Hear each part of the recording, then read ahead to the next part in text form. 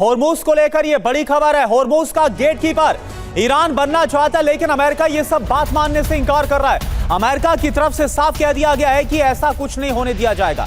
America Iran के इस दावे को मानने के खिलाफ है। होर्मुज पर बातचीत की रफ्तार तय कर रहा है ईरान। इधर ईरान के विदेश मंत्री अब्बास अरागची का बड़ा बयान। ईरानी सेना ने अपनी क्षमता को साबित किया। ईरान ने अमेरिका को दिखाई अपनी सैन्य ताकत। तो देखिए ईरान के हौसले कितने बुलंद हैं।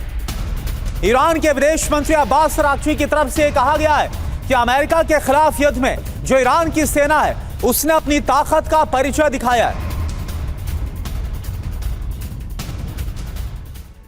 तो अमेरिका पर हमले के लिए ईरान तैयार है। ईरान की सेना जंग के लिए फिर से अब तैयारी कर रही है। ईरान पर हमला तो उससे भी बड़ा अटैक होगा। अमेरिका से लड़ने के लिए अपनी ताकत को लगातार ईरान बढ़ा रहा है। तत्काल जवाबी कार्रवाई के लिए IRGC तैयार है। ईरान अपने हथियारों को अपग्रेड करने में जुटा हुआ है। सेना की आंतरिक क्षमताएं विकसित लगातार ईरान करता हुआ नजर आ रहा है। जवानों का हौसला और मनोबल लगातार ईरान में बढ़ता हुआ नजर आ रहा है। बड़ी बात क्या है, ईरान पहले के मुकाबले ज्यादा बड़े हमले करेगा। इस बार अमेरिकी बेस पर पहले से भी ज्यादा बड़ा हमला किया जाएगा।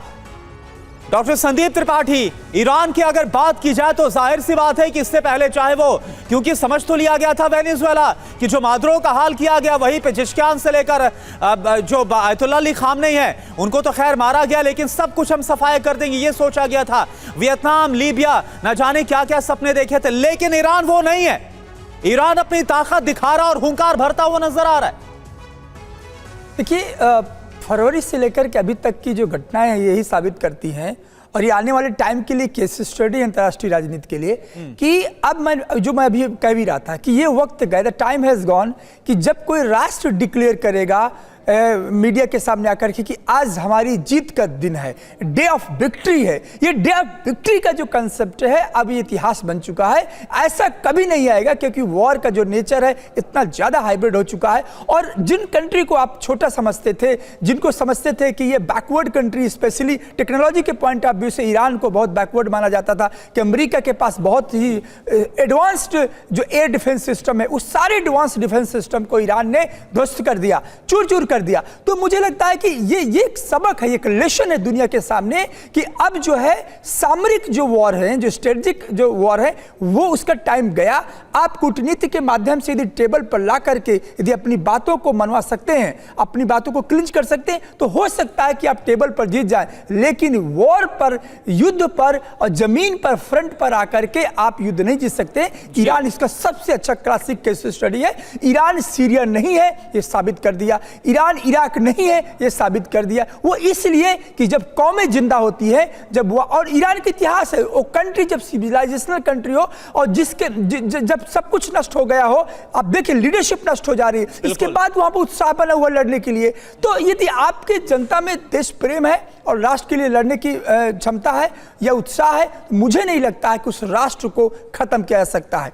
बिल्कुल। और संजय सोई सर, ऐसा क्या है ईरान में, जिस ईरान के बारे में तो अमेरिका और इजराइल ने दोनों मिलकर ये सोचा था फरवरी के महीने में कि हमला करेंगे, 2-4 दिन में युद्ध खत्म कर लेंगे, जीत हो जाएगी और पूरा जो शासन है वो पलट दिया जाएगा, लेकिन अभी भी ईरान टिका हुआ है। हम देख रहे हैं, चाहे सैन्य मुकाबले में बात की जाए तो अमेरिका बैकफुट पर नजर आ रहा है, और डिप्लोमेटिक अगर बातचीत की बात की जाए तो ईरान वहां ज्यादा हावी नजर आ रहा है। हालिया जो MOU साइन हुआ उसमें भी ईरान की शर्तों को ज्यादा तवज्जो दी गई। ऐसा क्या है? नहीं, बिल्कुल देखिए ऐसा है कि एक तो डॉक्टर संदीप ने बताया कि हिस्ट्री है, इतिहास है, वहाँ के लोगों के कल्चर है, पढ़ाई लिखाई का जज्बा है, वहाँ पे यूनिवर्सिटीज़ बड़ी अच्छी है, वहाँ पे काफ़ी शिक्षा है। दूसरी बात, 1979 के बाद से ईरान तैयारी करता रहा है। अमेरिका ने कई बार अटेम्प्ट किया है, पास में इनके न्यूक्लियर प्रोग्राम को डिरेल किया है। ये इनको पता था कि अमेरिका इनके ऊपर हमला करेगा, उसके और उसमें इनको ये भी पता लग गया था, अंदाज़ा लगा कि क्या इस प्रकार से हमला करेगा। देखिए अगर मैं मिलिट्री माइंड से कहूँ, मुझे पता कि ये करेगा मिसाइल से, ये करेगा एयरफोर्स से, ये करेगा रॉकेट से।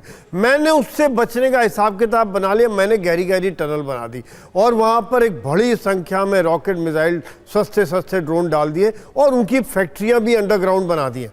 ये सब यहाँ की जहाँ पे एक सर्वाइवल इंस्टिंक्ट होता है ह्यूमन नेचर या एनिमल में, सब जगह में वो ईरान ने फॉलो किया है, जिसका तोड़ आज अमेरिका को नहीं मिल पा रहा है। उन्होंने साम दाम दंड भेद ट्राई किया, कर्ड्स को खड़ा करने की कोशिश की, लीडरशिप को मारा, शायद ईरान में बवाल हो जाएगा, उल्टा हो गया, वो काउंटर प्रोडक्टिव हो गया। अभी खबर आ रही है कि मोसाद के 2 ऑपरेटर्स को सैक कर दिया गया, क्योंकि उनकी ये कैलकुलेशन गलत हो गई थी कि ईरान के अंदर एक रेवोल्यूशन आ जाएगा और सरकार को उखाड़ के फेंक देंगे। उल्टा हो गया, काउंटर प्रोडक्टिव हो गया, वो शहीद माने गए, उल्टा लोग इकट्ठे होके आज अमेरिका और इसराइल के खिलाफ जंग लड़ रहे हैं। तो ये सब बहुत से फैक्टर्स हैं जिसकी वजह से हम देख रहे हैं कि जंग अभी तक जारी है। और जैसे डॉक्टर संदीप ने कहा था, मैं आज की लड़ाई जो एंड्योरेंस की लड़ाई है कि कौन कितने लंबे। बिल्कुल सर, अमेरिका और इजराइल की जो रणनीति है वो उल्टी साबित हुई। कहां तो सोचा था कि पहले हम देख भी रहे थे कि वहां के इस्लामिक शासन के खिलाफ किस तरह से ईरान की जो जनता है आवाज बुलंद कर रही थी, सड़कों पर उतर आई थी, आंदोलन हो रहा था,